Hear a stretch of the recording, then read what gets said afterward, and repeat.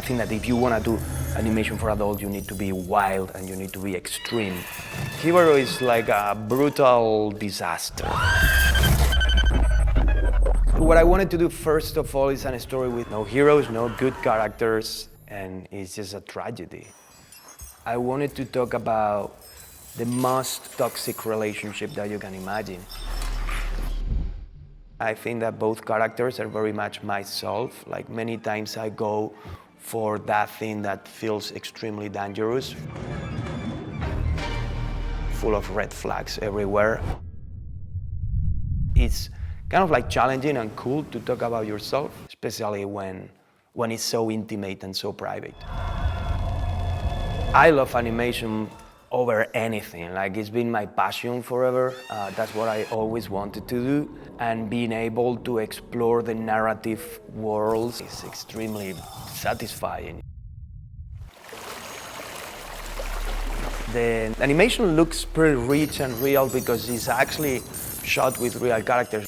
In my films, we do work with actors to actually see their emotions, to record their acting in their faces, and obviously their body mechanics.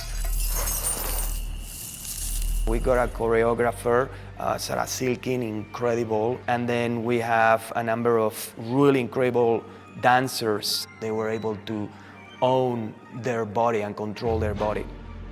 I'm very obsessed with animation and human movement in general, and I like to keep working this way.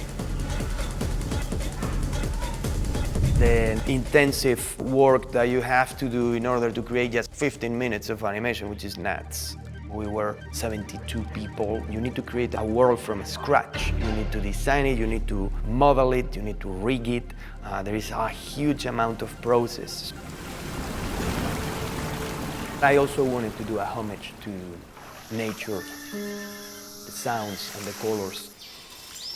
In order to do that, I rent a van and I got inside of the forest and I live basically inside of the forest for 2 weeks. This is something that I usually do. I like to go on location and find the right shots. When I was there, I saw that nature is so raw and so beautiful, and the colors, they were just perfect.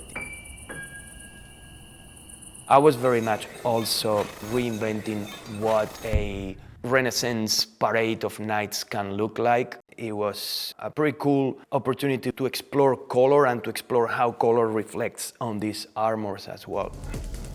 In 3D, we have the advantage that we don't need to have a body underneath. We don't need to have a man kind of like complaining or an actor saying like, oh my God, this doesn't move well. For the woman, I was very much based in all this beautiful jewelry and headpieces from Western Europe, Russia, India, and north of Africa. I just wanted to create a world that is rich and beautiful. It's like a lot of sound in nature, actually. It can be very chill and very quiet, but when you are full on inside of a forest, it's very rich in sound versus what a deaf person might hear. And I did my own interpretation of what this can be. This film is very much about listening. It's not so much about hearing, even though we have a deaf character, it's about listening.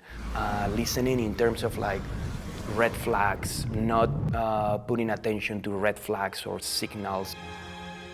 In the case of the woman, she can actually have everything else, but she cannot have that person because you cannot hear her.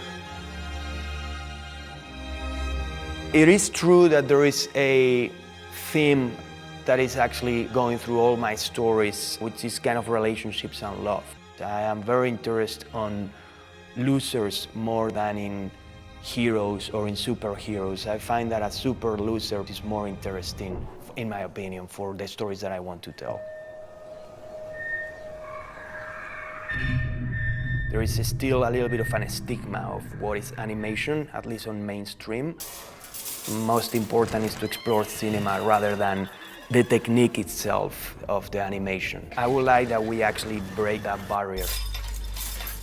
Working in this anthology, Love, Death and Robots, I personally feel really free in terms of ideas, exploring new narratives. They were trying something very radical. You can have violence, you can have thriller, horror, nudity, anything that is adult.